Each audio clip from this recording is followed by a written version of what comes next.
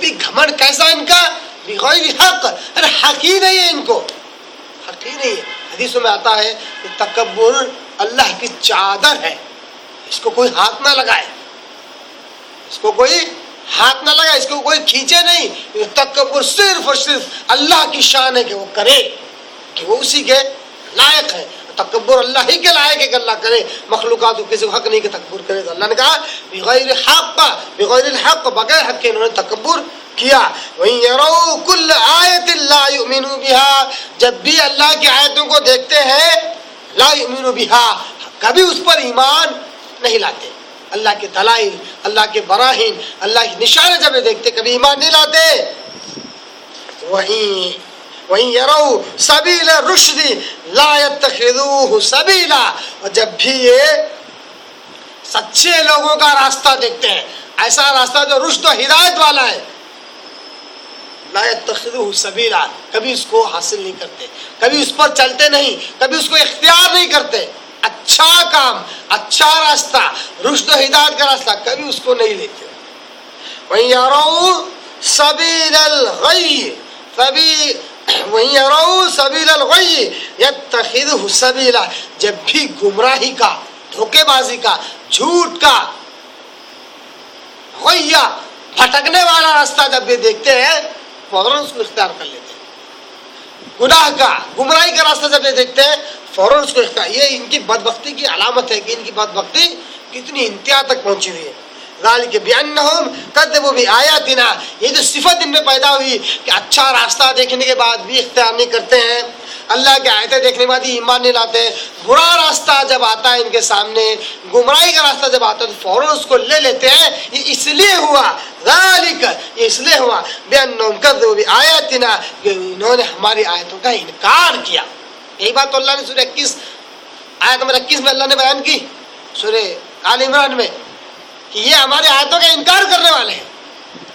انہوں نے اللہ کی آیتوں کا انکار کیا، اس لیے ان میں ایسی صفات پیدا ہو گئی۔ وَكَانُوا عَنْهَا غَافِلِينَ، اتنا ہی نہیں ہماری آیتوں سے یہ غافل بھی تھے۔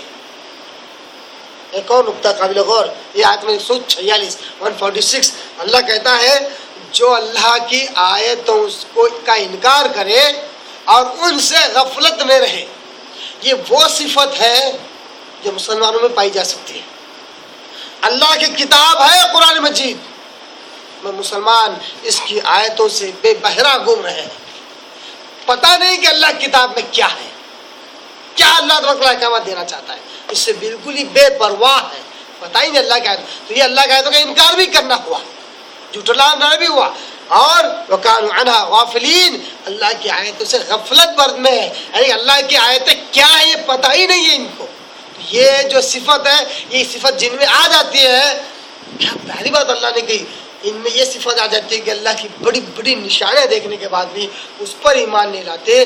سچے لوگوں کا راستہ، ہدایت اور رشد کا راستہ جب یہ دیکھتے ہیں اس کو قبول نہیں کرنے کی صفت ان میں آ جاتی ہے۔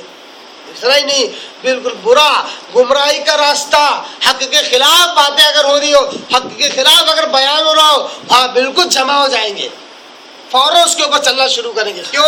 اللہ کی کتاب سے دوری۔ آیت میں 147 میں اللہ کہتا ہے والذین کذبوا بآیاتنا، یہ ایسے لوگ ہیں کہ انہوں نے ہماری آیتوں کو جھٹلایا، ولقاء الآخرہ، آخرت کے ملاقات کے بھی انکاری ہیں۔ آخرت میں اللہ سے ملاقات ہوگی، آخرت میں ان کو جانا، اس کے بھی انکار کرنے والے۔ حبطت اعمالہم، ایسی سوچ رکھنے والے، ایسا عقیدہ رکھنے والے، اس روش پر چلنے والوں کے اعمال اکارت گئے، برباد ہو گئے۔ هل يجزون الا ما كانوا يعملون، انہیں جو کچھ دیا جائے گا بدلہ ان کے ہی اعمال کا دیا جائے گا۔ اب بتاؤ یہ اعمال کیسے ہے؟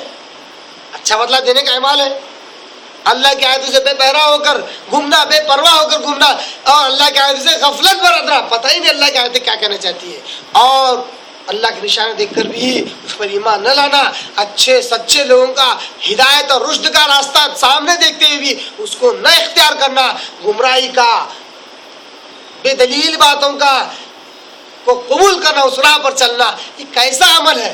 اس کا بدلہ کیا ہو سکتا ہے؟ اللہ کہتا ہے ان کو ان کے عمل کا بدلہ دیا جائے گا، اور وہ ہے ان کے اعمال سارے جو اچھے ہیں وہ سارے برباد ہو جائیں گے۔ یہی بات اللہ تعالیٰ نے اسی کے طرح سے سورہ توبہ سورہ نمبر 9 کی آیت نمبر غالباً 28 یا 27 ہے یا 17 ہے، میں اسی کو دیکھ رہا تھا. آیت نمبر 17 ہے سورہ توبہ کی رکن نمبر 3 کی بالکل پہلی آیت. اللہ کہتا ہے ما کان للمشرکین ان یعمروا مساجد اللہ. پہلی بات کہتا دیکھیے اللہ تعالیٰ ما کان للمشرکین، مشرکوں کو یہ حق نہیں ہے ان یعمروا مساجد اللہ کہ اللہ کی مسجدوں کو تعمیر کریں. اللہ کی مسجدوں کو تعمیر کرنا مشرکوں کا کام نہیں. کیوں؟ مسجدیں صرف اور صرف خالص اللہ کی عبادت کے لیے ہے.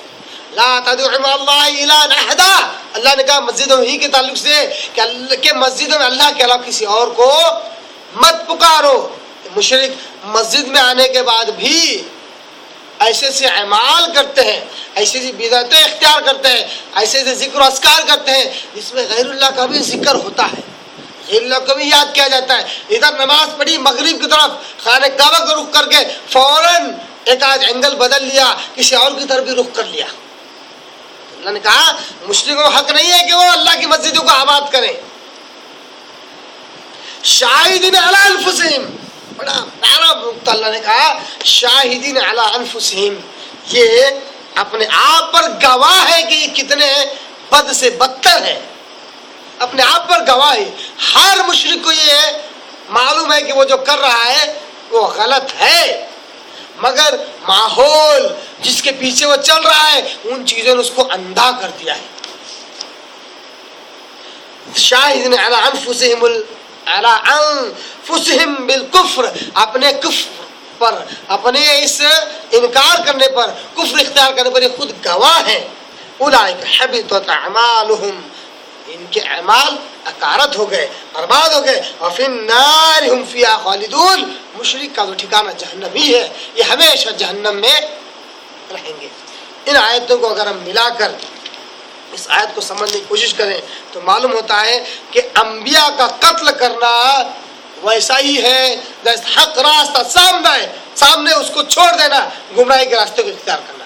اللہ کی بڑی بڑی نشانیوں کو، انبیاء کے لائے معجزوں کو دیکھ کر بھی اس پر ایمان نہ لانا، یہ ایسا عمل ہے جو اچھے اعمال کو برباد کر دیتا ہے.